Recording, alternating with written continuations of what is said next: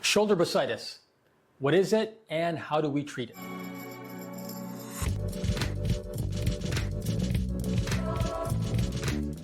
Hello, this is Dr. Siddharth Amber, expert in rheumatology and in regenerative medicine. Bursitis is a common cause for shoulder pain. In this video, we'll go over the causes of bursitis, treatment options, including the place of regenerative medicine. So what is shoulder bursitis? The bursa is a small fluid-filled sac that acts as a cushion between bones and soft tissue structures. Bursae are located throughout the body and function to reduce friction between moving structures. Bursitis is inflammation of the bursa, which causes significant pain and restriction of shoulder movement. In the shoulder, you have the subacromial bursa, which is located between the rotator cuff tendons and the outer layer of the shoulder. When inflamed, this bursa can cause pain, swelling, and reduce range of motion in the shoulder. This inflammation can make everyday activities such as reaching overhead or lifting objects very painful and challenging. Causes of shoulder bursitis are multiple. There are several potential causes of shoulder bursitis, and understanding these can help in both prevention and treatment. First and foremost, there's instability. In the normal course of living, we may strain the ligaments around our joints, including of the shoulder, that can then lead to slight instability in the shoulder joint.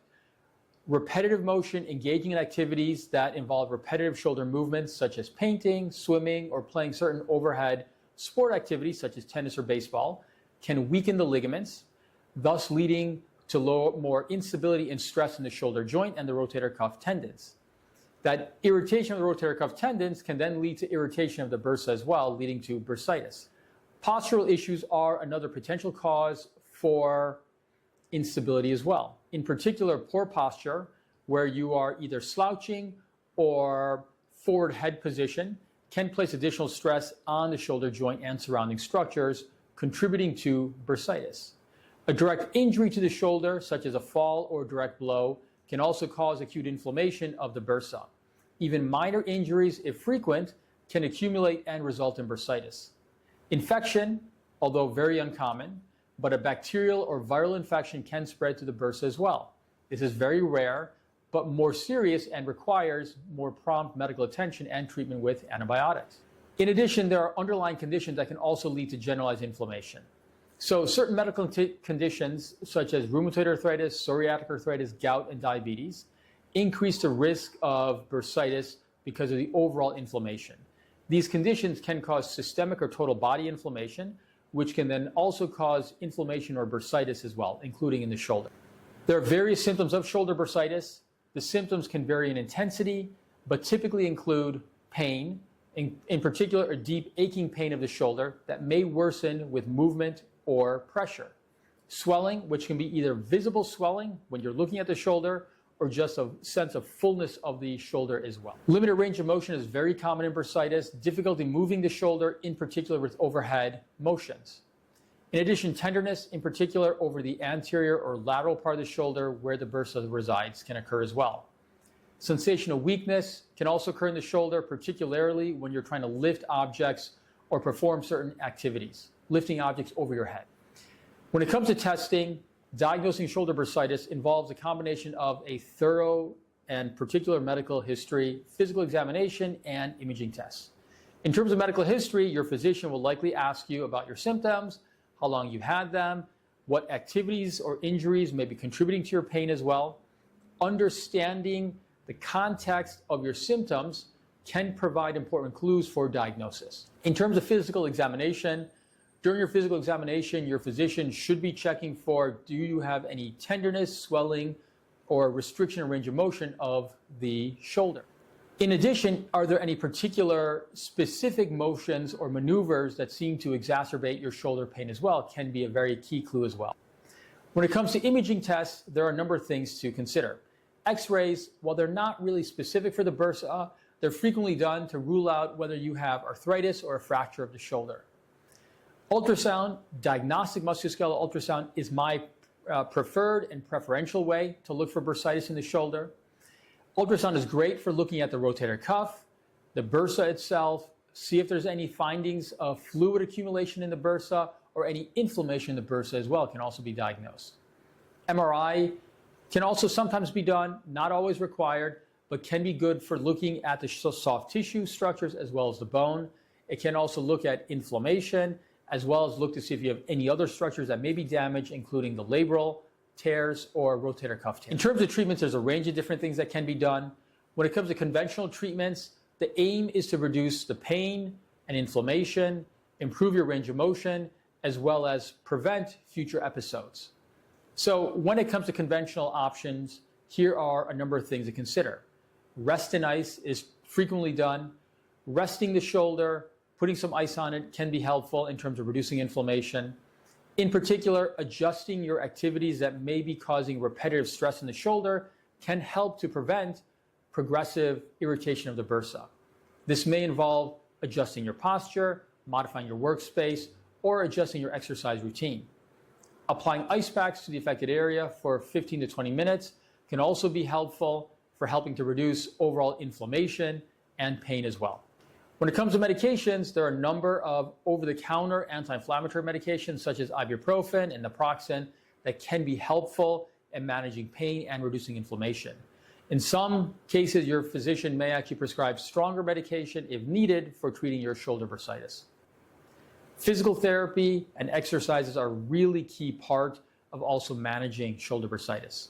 Strengthening exercises, in particular strengthening the muscles around the shoulder, is very helpful in terms of improving stability and thus reducing stress on the bursa and the tendons.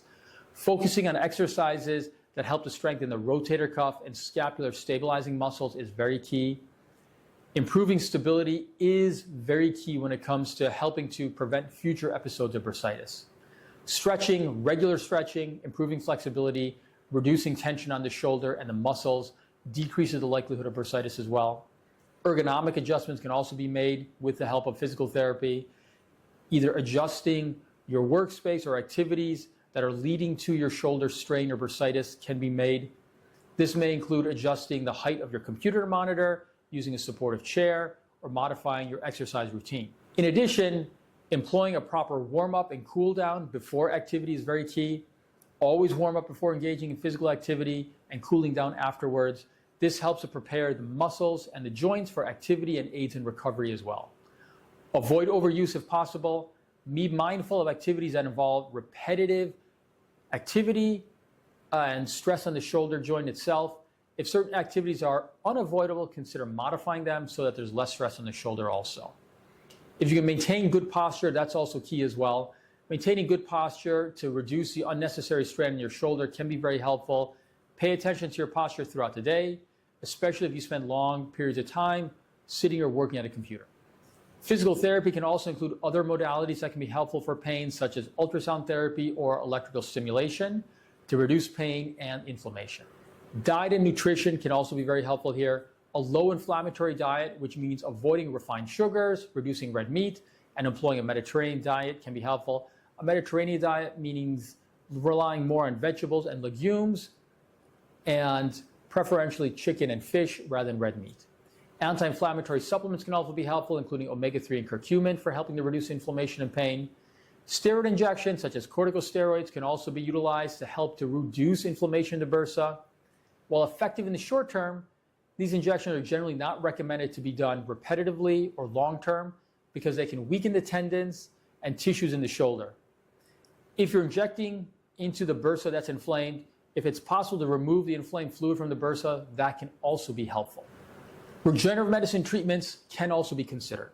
So regenerative medicine offers advanced options for treating shoulder bursitis by promoting healing and reducing inflammation. These treatments aim to harness the body's natural healing capabilities to repair damaged tissues.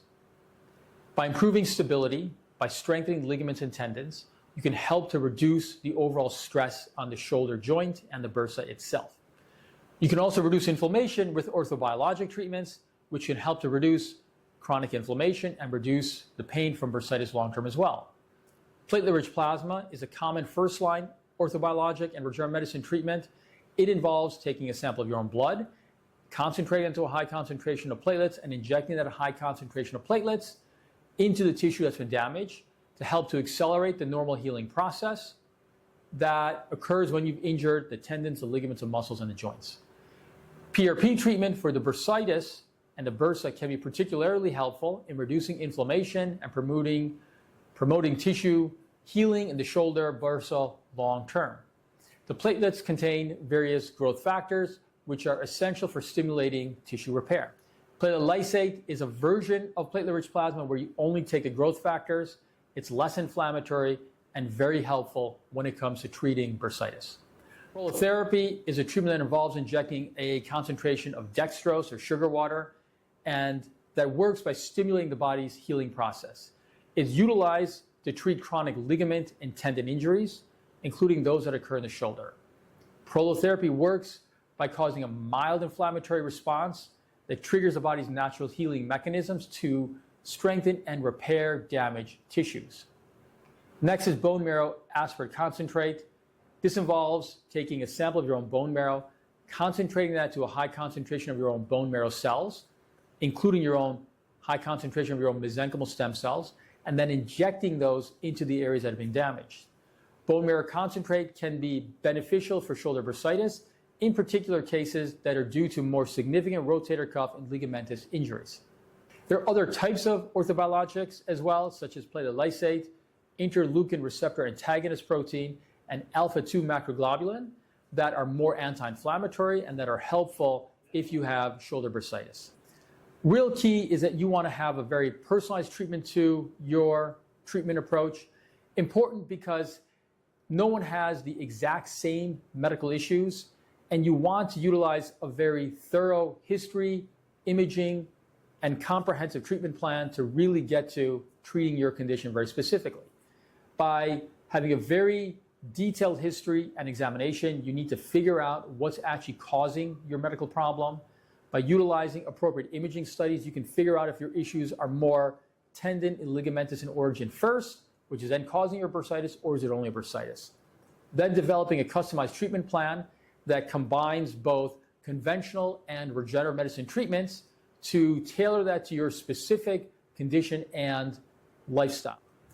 It's important that you take ownership of the problem, maximize physical therapy and exercise options, choose a low inflammatory diet, take the right anti-inflammatory supplements, and pursue treatments that work long-term, not just short-term.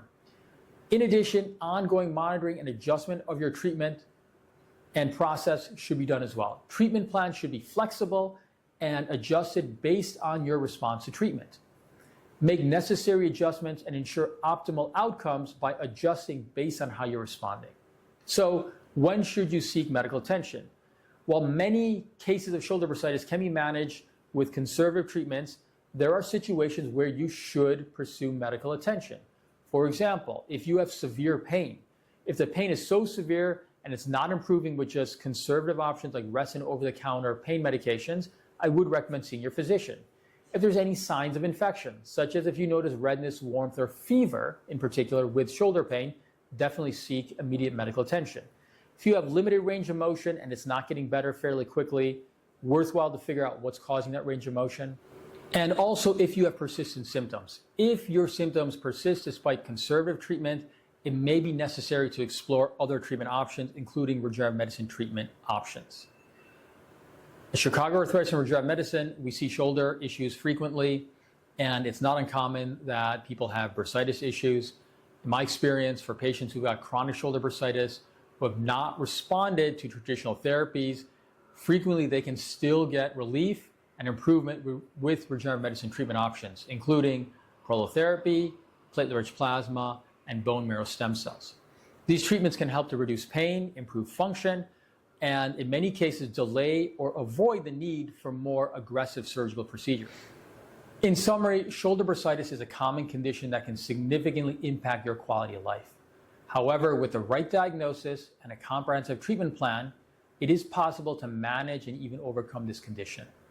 Conventional treatments such as rest, medications, and physical therapy play an important role in managing symptoms. Meanwhile, regenerative medicine offers exciting new possibilities for longer-term relief and improved function by harnessing your body's own natural healing capabilities. If you suspect you have shoulder bursitis or are experiencing shoulder pain, consult a specialist who can provide a comprehensive diagnosis and personalized treatment plan. At Chicago Arthritis and Regenerative Medicine, we are dedicated to offering the most advanced and effective treatments to help you achieve optimal health and well-being. If you found this information helpful, please give us a like, subscribe to the channel, and feel free to reach out with any questions. Until next time, have a good day and live well. Bye-bye.